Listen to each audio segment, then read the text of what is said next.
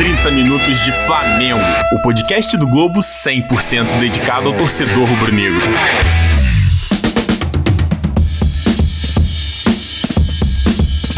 Olá, torcedor rubro-negro, seja bem-vindo a mais um episódio do podcast 30 Minutos de Flamengo, podcast especial do jornal O Globo, dedicado 100% ao Mengão.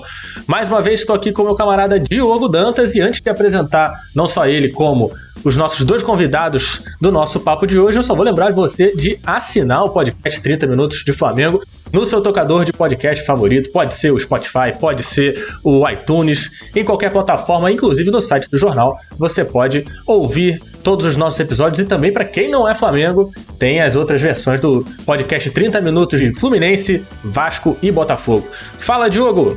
E aí, Giovanni, tudo bem? Vamos gravar aí mais uma segunda-feira, mais um episódio do 30 Minutos de Flamengo, depois desses resultados aí da última semana. O Flamengo vem de um empate com o Inter, né? Flamengo imortal agora, ganhando toda essa notabilidade por virar e não perder as suas partidas no finzinho, né? Sempre com invicto a 11 jogos grandes já, atletas, né? Grandes jogadores de ataque, sempre tirando o coelho da cartola. Vamos falar um pouco desse jogo, mas principalmente desse primeiro turno de brasileiro, né? Que está praticamente se encerrando. E o Flamengo chegou nas cabeças, né? Depois de um início um pouco conturbado, o trabalho do Domi ainda em adaptação, e agora já encaixado ainda com muitos desfalques, né? Mas ele vem encontrando também formas de fazer esse Flamengo jogar do jeito dele. E aí, para esse papo, eu queria trazer dois especialistas aí em análise dos jogos, né? O André Rocha, jornalista do UOL, e o Heraldo Leite, nosso companheiro aqui da Rádio Globo CBN. Bem-vindo aí, André. Tudo bem, cara? O que você tá achando aí desse Flamengo ao fim de turno? Um abraço, Diogo. Abraço a todos aí. Abraço ao Heraldo. Altos e baixos, né? Como todos os times no campeonato, né? Compreensível o que aconteceu, né? A gente tem que ir na origem de tudo, né? Foram 3 meses aí, né? Outros times até com mais tempo sem jogar. É uma inatividade inédita, né? No futebol, normalmente é um mês de férias, né? E agora um calendário totalmente atropelado e o Flamengo sem possibilidade de treinar, né? Então o Domenech teve que ir ajustando as coisas no início com jogadores em péssima forma física, até pelo certo luto que viveu ali naquele período logo depois do título carioca até o início do brasileiro, praticamente um mês ali, sem a definição do treinador, numa certa acomodação ali, e é natural, um certo luto também pela ausência de torcida, né, no Maracanã, aquela festa, aquela celebração que existia, né, aquele culto quase, acabou, né, e aí ficou um vazio do Jorge Jesus, um vazio da torcida, e aí o Flamengo sentiu muito no início, e o Flamengo acabou aí nesse momento agora de final de turno com um crescimento natural, assimilando as ideias do Domenech e jogadores mais em forma e o time mais competitivo no geral. Ô, Heraldo, você tem acompanhado aí, comentado praticamente todos os jogos do Flamengo, né? Você nota essa diferença de comportamento? Você parte mais para uma ideia de que a tática foi assimilada? Bom, Diogo, primeiro um abraço para você, obrigado pelo convite, o Giovanni e o André, por esse bate-papo. Eu acho sim que é uma transição ainda, o Flamengo ainda não chegou 70% do que pode. Acho que o Flamengo vai crescer muito ainda, com ou sem Domenech, seria com qualquer treinador que tivesse vindo. Eu acho que ele perdeu um pouco de tempo, porque o Domenech chegou com aquela ideia de que todo mundo achava, né? O técnico que tem que vir para o Flamengo não pode mudar os conceitos do Jorge Jesus. E a gente sabe que isso é impossível, cada cabeça, cada sentença, diz o ditado. E aí veio a pandemia, né? Veio o surto de Covid. O surto de Covid, e tudo isso misturou ali, se misturou com os novos conceitos do treinador, com a mudança de conceitos de um treinador para outro, levando o Flamengo a ter um gap aí para chegar à condição de brigar pelos primeiros lugares, coisa que só agora está acontecendo. E a gente viu aí, realmente, o Heraldo tocou num ponto importante. Os jogadores no início, como a gente já vinha informando aqui nas matérias, acharam estranho, não o modo como o Domi implementou, porque ele implementou de uma forma suave, né? Mas as ideias eles tinham dificuldade de assimilar realmente no início. Eu acho que converge um pouco os nossos colegas analisaram aqui, porque os jogadores, quando perceberam, bom, temos que ir nessa ideia que ele está implementando. Então eles, de certa forma, tiveram de um jeito que o treinador implementava, né, escalava, posicionava nos poucos treinamentos que aconteceram. E aí eles sentiam que podiam adaptar alguma coisa dentro de campo.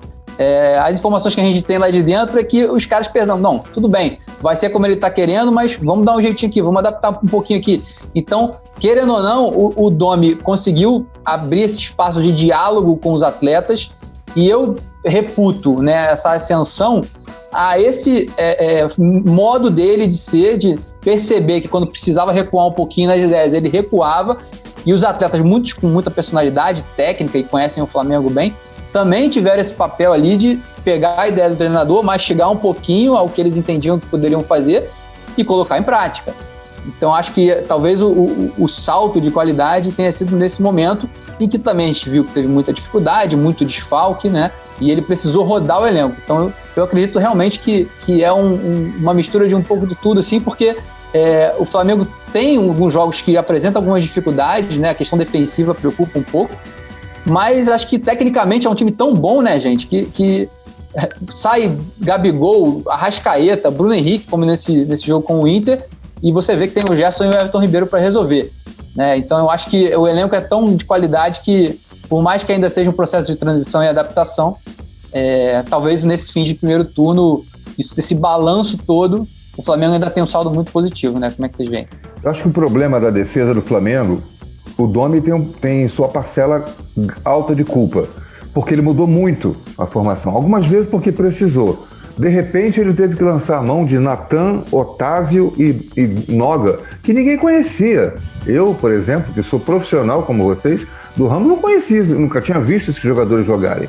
Eu vi a Copa São Paulo. Você viu a Copa São Paulo? Um jogo aqui, outro ali, um momento do jogo, sabe o que aconteceu, mas ver com olhos de observar, isso vai dar jogador, eu não tinha visto. E a torcida do Flamengo não tinha visto. E foi na necessidade. Aí, o problema dele é que o companheiro de Rodrigo Caio, a gente não sabe até hoje quem é. Depois que o Pablo Mari saiu, o Flamengo contratou 2 grandes jogadores, em tese. O Léo Pereira, jogador que custou 7 milhões de euros. Olha que fortuna para um zagueiro, para o mercado brasileiro, né? De um clube brasileiro para outro. E contratou o Gustavo Henrique, que saiu brigado lá do Santos, confusão e tal. Um queria, outro não queria. O presidente quase... Foi isso mesmo. O presidente lá no azeite porque deixou o Gustavo Henrique sair. E hoje o melhor zagueiro é o garoto da base, o Natan. Hoje, neste momento, o Natan é o melhor companheiro para o Rodrigo Caio. Como é que isso acontece, né? Foi uma necessidade, apareceu esse jogador e ele se firmou. E hoje... E o Domi bancou, né? Porque poderia ter mantido mais ou menos, os outros, né, Diogo? Bancou mais ou menos. Isso aqui eu digo, ele não bancou de primeira. Esse cara é o melhor, vou jogar com ele. Não, eu não vou, eu vou continuar dando oportunidade para os outros. Aí Gustavo Henrique e Léo Pereira fizeram a pior zaga que o Flamengo já teve.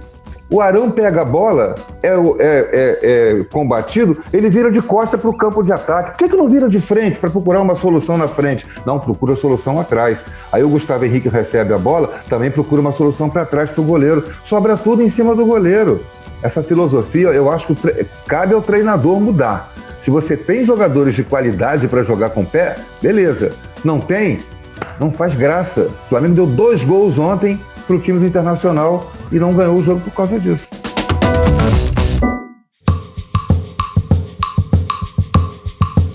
Ô André, você acha que toda essa circunstância aí de desfalque, convocação e tudo, o Flamengo hoje, que está para terminar esse primeiro turno, ganhou mais opções, ganhou mais jogadores para o Domi utilizar, eventualmente tem um time base um pouco diferente do que a gente imagina de time ideal do ano passado para esse?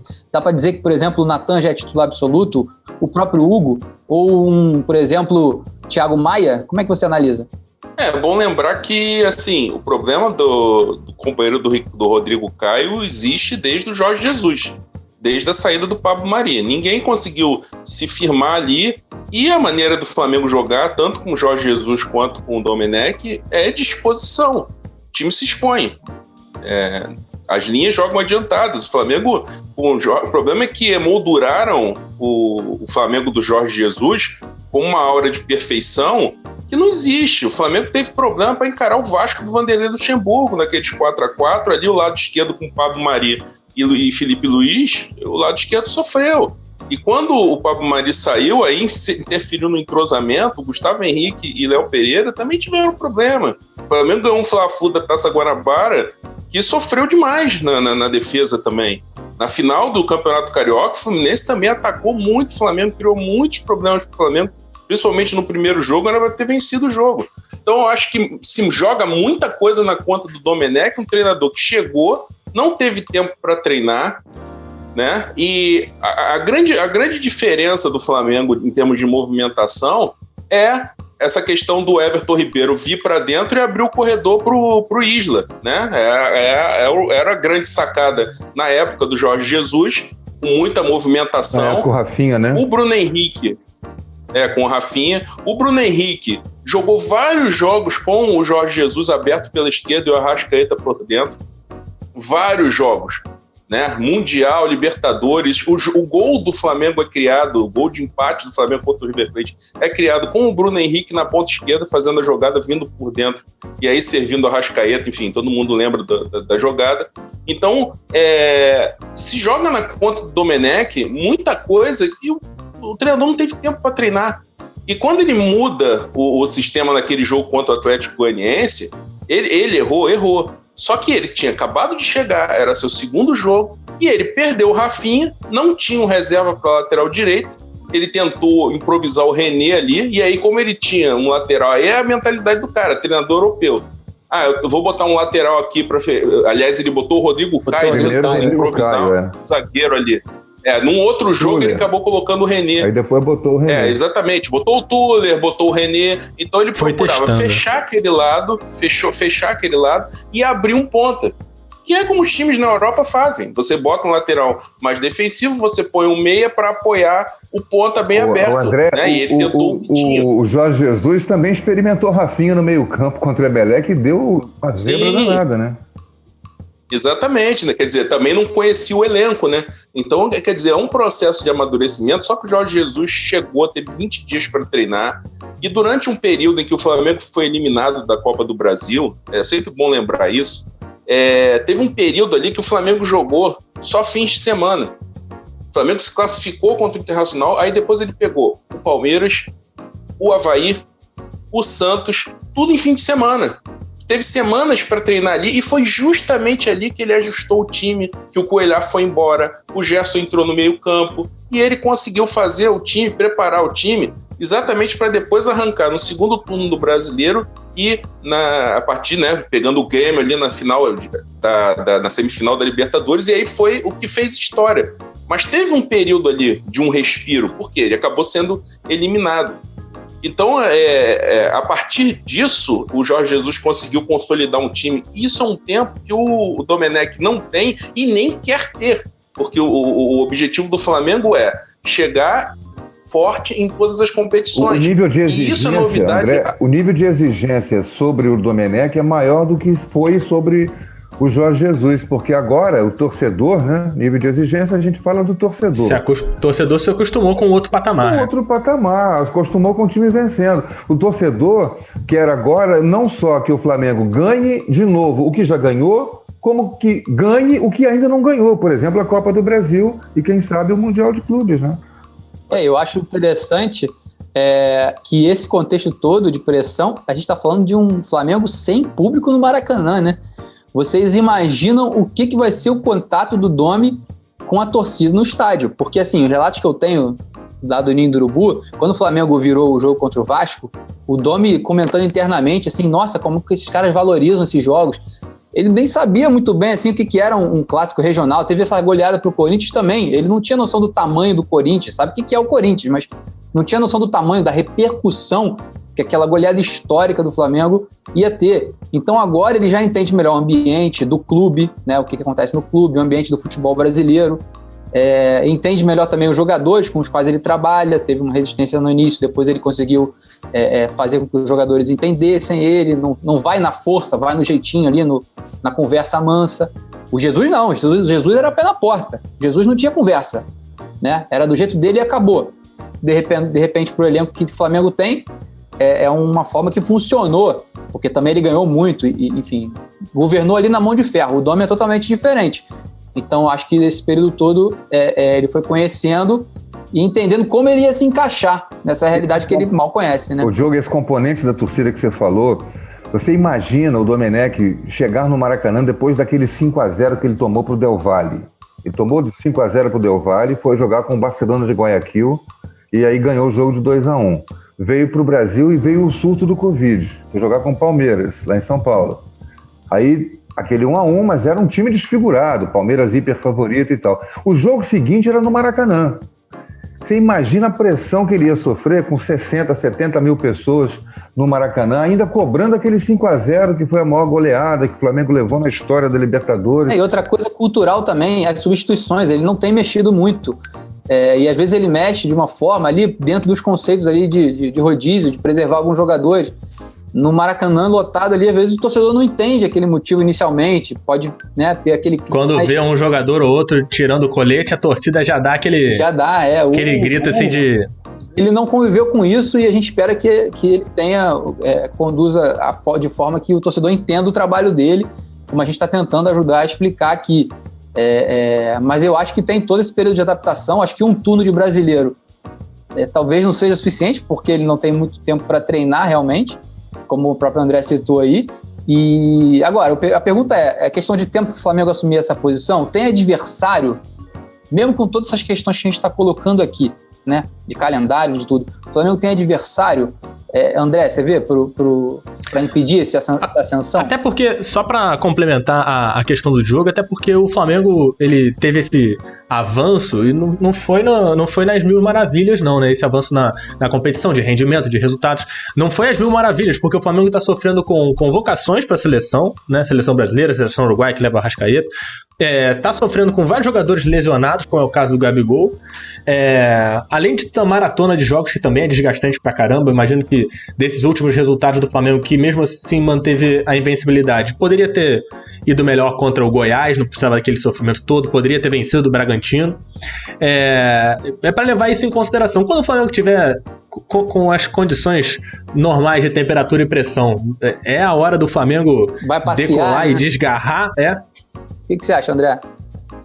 Isso tudo depende dos cruzamentos. Sempre vai depender do que acontecer nas outras competições. Não tem muito jeito. Se o Flamengo for vivo, conseguir chegar na fase final de Libertadores, fase final de Copa do Brasil, e tentar levar no Brasileiro também, alguma coisa vai ficar pelo caminho, ou então o Flamengo vai fazer uma história que ninguém nunca fez. Esse cenário é um cenário muito diferente dos demais, e a gente tem o Atlético aí só dedicado ao Brasileiro. A gente não sabe se o Internacional vai chegar no momento, se alguma outra equipe pode vir a crescer. São Paulo pode ser, aí se classificou na Copa do Brasil, né? Mas tem a sua disputa da Sul-Americana também. Mas qual o peso que vai dar no Brasileiro? Qual o peso que o Flamengo vai dar? Se tiver que fazer escolhas na hora de descansar, vai fazer o quê? Por exemplo, agora vai jogar a Copa do Brasil contra o Atlético Paranaense.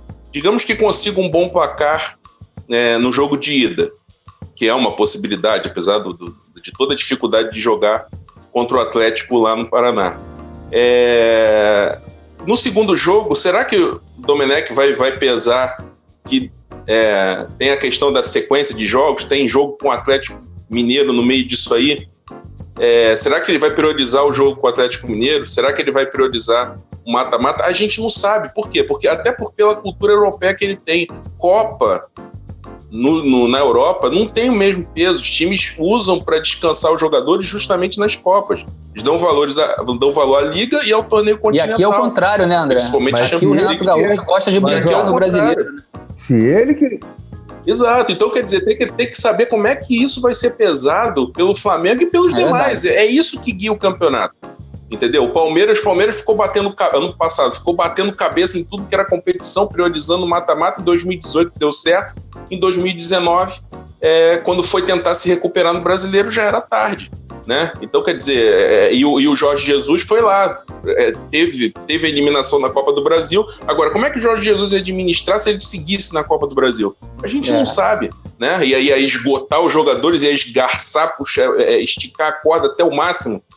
Será que ele ia aguentar? Não sei. Quando teve os 5 desfalques lá pro jogo com o Fortaleza, ele entrou em desespero, né? Aquele 5-1 virou piada por causa dos 5-0 em cima do Grêmio, mas era ele ali desesperado, porque ele ia ter 5 desfalques contra o Fortaleza. O Flamengo renovou o contrato com o Jorge Jesus em junho para ele ficar até o final da temporada e ele meteu o pé. É bom sempre lembrar disso, entendeu? Então o Domenech chegou aqui com uma situação em que ele herdava um trabalho vencedor, quebrado de uma hora para outra, e ele tendo que dar sequência e, tipo assim, chegou no início da semana, no final de semana estreava contra um candidato ao título, contra o Atlético Mineiro. Então, quer dizer, enquanto o Jorge Jesus estreou contra o Goiás no Brasileiro, o Domenech estreou contra o Atlético Mineiro. Então, quer dizer, é cada vez menos justo e, em certos casos, até covarde você fazer qualquer comparação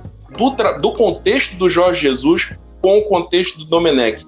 Ele, às vezes se pega certas situações em que, às vezes, a virtude é transformada em defeito, né? Então, eu acho que tem que se tirar um pouco essa viuvez do Jorge Jesus. Ele foi embora, ele quis ir embora, e tem que se olhar para o trabalho que é possível fazer hoje. E eu acho que tem que ser valorizado a possibilidade que o Flamengo tem hoje de colocar um time reserva no último jogo da Libertadores e esse time jogar com o mesmo padrão do time que vem jogando no Campeonato Brasileiro. Ele foi lá, afastou, tirou 9 jogadores, 10 se a gente considerar que o Bruno Henrique não ia jogar contra o Internacional, 9 em relação ao Corinthians, 10 em relação ao jogo que projetava para o Internacional, e o time que jogou bem e dentro do mesmo padrão do time que vinha jogando. Será que o Jorge Jesus conseguiria isso? Ele nunca tentou. A única vez que ele conseguiu algo parecido foi contra o Grêmio. Eu acho que eu não. Foi contra o Grêmio, contra o Brasileiro, com 8 reservas. Eu não concordo com o rodízio, não acho que é correto, não acho que tem que fazer. Eu acho que ele tem que ter um time titular e só trocar o que é necessário trocar. O jogador está machucado, o jogador tem a possibilidade de estourar. Ele é a mãe de Ná, hoje em dia fisiologista parece que virou mãe de Ná. Acha que vai estourar daqui a 3 dias. É ciência, né, Heraldo? Pode estourar no treino. Ciência, né, Heraldo? Não tem ciência. A ciência ajuda. A ciência não pode, no meu modo de ver. Senão a gente entra no negacionismo. A ciência tem que ajudar a técnica, não pode se sobrepor à técnica. A parte técnica tem que estar na frente. Não acho que o jogador que tenha um desgastezinho tenha que ser poupado para jogar um outro jogador só porque ele está fisicamente melhor. E a técnica vai para onde? Onde é que você coloca a técnica? Você pode comparar Vitinho com Bruno Henrique? Não pode. Fisicamente ele pode estar melhor, mas se o Bruno Henrique tem condição de ficar no banco e jogar meia hora, ele tem que jogar a primeira meia hora, meu conceito, minha maneira de ver. Até porque eu trago até uma informação para enriquecer, o Thiago Maia, ele tem vindo de uma sequência grande. A informação de dentro do Flamengo é que ele vinha jogando machucado. E joga, todo porque jogador. Ele diz que tem condição de jogar. Às vezes o Bruno Henrique, ano passado, jogou com lesão. A questão só é se isso vai ser, de alguma forma, determinante para o cara ter algum grave. Todo atleta de alto rendimento, pergunta a qualquer preparador físico, qualquer técnico e até qualquer fisiologista. Eu não sou contra o fisiologista ajudar, sou contra o fisiologista mandar no time. Tira o jogador porque ele vai estourar. Eu não acredito nisso. Se você precisa de um jogador e ele tem condição física para jogar, você usa esse jogador. Porque quando você colocar faltando 15 minutos, o jogo já pode estar derrubado, o time já pode estar derrotado. Joga no começo que ele pode deixar o time vitorioso. Então eu acho que fazer rodízio por fazer, você achar que Michael pode render o mesmo que o Gabigol, não pode. Ele pode ser um bom substituto para ele na necessidade. Agora, uma outra coisa que passou aí, eu só queria dizer é o seguinte: quem mais vai atrapalhar o Flamengo são as eliminatórias da Copa do Mundo, porque o Flamengo vai perder Rodrigo Caio, vai perder provavelmente, presta atenção, hein? Provavelmente, nesse nível que ele está, o Pedro vai ser convocado para a seleção. Seleção carece de um homem-gol, o Firmino não dá conta, o Gabriel Jesus vive machucado. Bruno Henrique também, né? Não vai chamar todos de uma vez, mas vai chamar pelo menos 3 jogadores do Flamengo daqui, e mais o Arrascaeta e mais o Isla. O Flamengo pode perder sempre 5 jogadores. É muita gente. Constantemente. Mas o Flamengo tem perdido quase toda a rodada esse número de jogadores. O Flamengo lidou bem. Por uma razão ou E o Flamengo outra, lidou bem com essa sequência agora ou pelo também. rodízio, ou porque está de fato machucado já, né, no departamento médico, em tratamento, ou porque tem suspensão, porque tem convocação. O que eu acho interessante do rodízio é que eu acho que o Domi, de certa forma, ou quem estivesse no lugar dele, segue ali uma filosofia de tentar dar minutos para que os outros jogadores que não estão atuando, já que não podem treinar, todo mundo treina jogando. Então acaba que... Mas não tem tempo para treinar, então tem que treinar jogando. Então eles acabam, tem as 5 substituições, eles acabam colocando mais jogadores. Eu acho que pode oscilar um pouco, mas acho que o Flamengo se permite essa oscilação. Ainda tem qualidade de elenco para ter essa oscilação. O que eu vejo hoje, no fim do primeiro turno, né, o time dosou isso bem a ponto de estar ali brigando nas cabeças. Pode ser que agora, com as 3 competições, vai começar a Copa do Brasil e vai o mata-mata da Libertadores. Tem que fazer uma coisa mais assim, colocar um time principal de fato de uma competição principal. Elas não são ao mesmo tempo, gente. Cada dia é um jogo diferente. Quarta é um jogo, quarta é Libertadores, domingo é Brasileiro, na outra quarta é Copa do Brasil. Eles não são ao mesmo tempo os jogos. Não tem que trazer isso como um grande problema. Mas os outros não estão jogando Copa do Brasil. Jogar quarta e domingo, o time do Zico ensinou, nunca foi problema. O Flamengo sempre jogou, os brasileiros, o futebol brasileiro sempre jogou quarta e domingo. O que não pode acontecer, foi o que aconteceu nessa última semana aí, aquela anterior, que jogou terça e quinta. Aí, um absurdo. Jogou domingo, sábado, terça, quinta e domingo. Aí é um absurdo. Agora, jogar quarta e domingo, sempre jogou. Isso não é... Não vamos transformar uma coisa que sempre aconteceu no maior problema da humanidade no futebol brasileiro.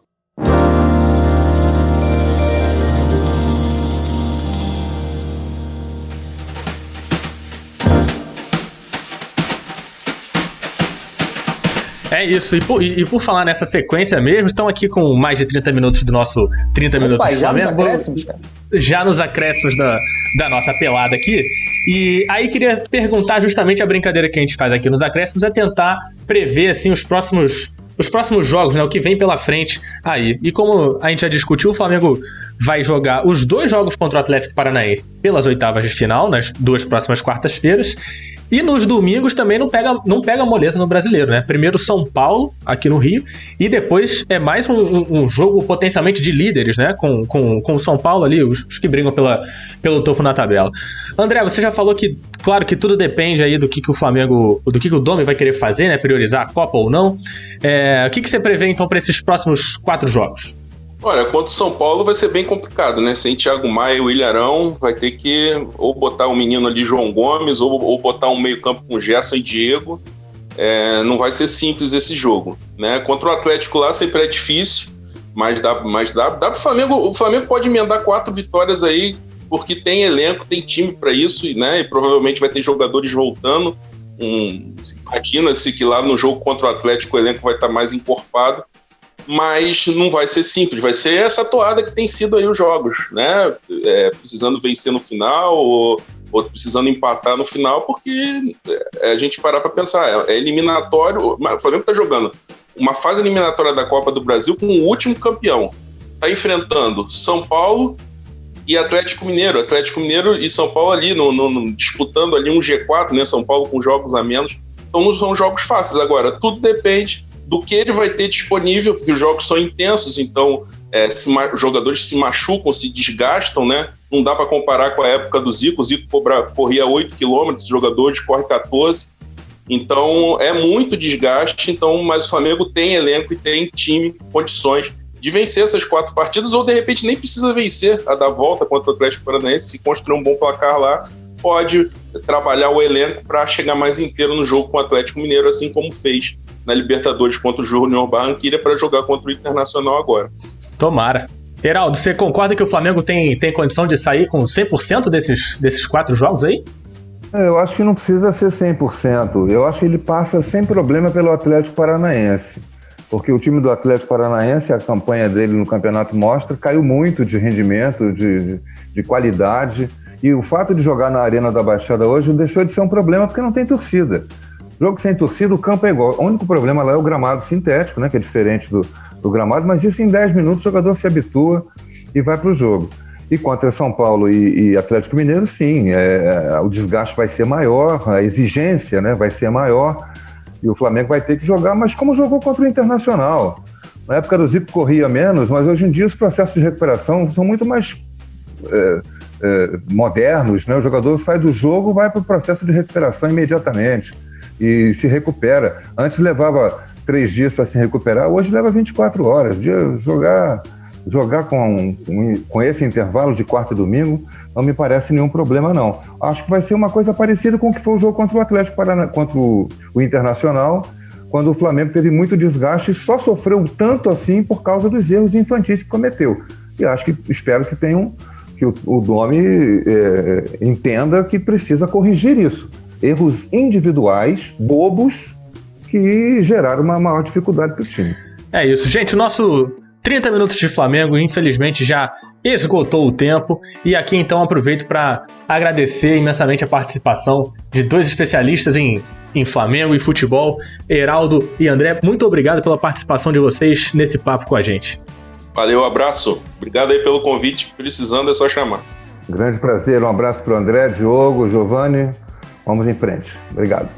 Lembrando aí, Giovani, só que já me despeço aí de vocês, agradeço imensamente ao Heraldo e ao André, a gente colocando aí ideias aí sobre o Flamengo em debate, que aí agora para essa sequência, né, de Copa do Brasil e Brasileiro, o Flamengo vai ter de volta o Bruno Henrique, né, que estava suspenso no Brasileiro, está à disposição, foi encontrar a delegação em Porto Alegre, de onde a equipe vai para Curitiba para enfrentar o Atlético Paranaense.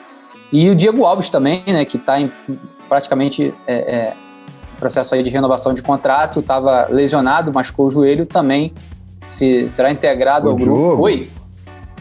Uma coisa também para você ver aí, o Flamengo, o André lembrou bem, os 2 volantes do Flamengo levaram o 3º cartão amarelo para o jogo do fim de semana.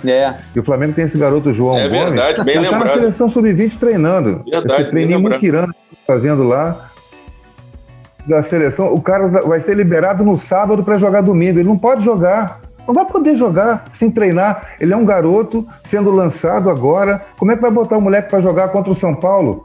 Assim, sem treinar, pelo menos se ele tivesse uma semana para se conversar, concentração, treinamento. Vai chegar sábado para jogar domingo. Quem foi para isso, para essa lacuna, foi o Daniel Cabral, que recentemente renovou com o Flamengo, tinha até um imbróglio para ele renovar. O Flamengo também levou esse jogador para se juntar à delegação em Porto Alegre. Caso tenha algum problema com o João Gomes, ele é uma opção também. Daniel Cabral, também do Sub-20, e está à disposição do Domi para essa partida e para as próximas também. A base tem acabado como uma grande solução aí, né, no surto de Covid, na maratona de jogos, nas convocações. O Domi quer usar a base, coisa que o Jorge Jesus não fez no Flamengo. Valeu, gente. Muito obrigado aí pelo papo. Valeu, Diogo. Tchau. Eu, Giovanni Sanfilippo, também agradeço a você que nos ouviu neste episódio. Lembrando você que pode assinar o podcast 30 Minutos de Flamengo no seu tocador de podcast favorito. A coordenação do 30 Minutos de Flamengo é de Thales Machado e Roberto Maltic. A produção é de João Pedro Fonseca e a edição é de Matheus Correia. Até semana que vem e saudações rubro-negras a todos. Tchau, tchau. 30 Minutos de Flamengo, o podcast do Globo 100% dedicado ao torcedor rubro-negro.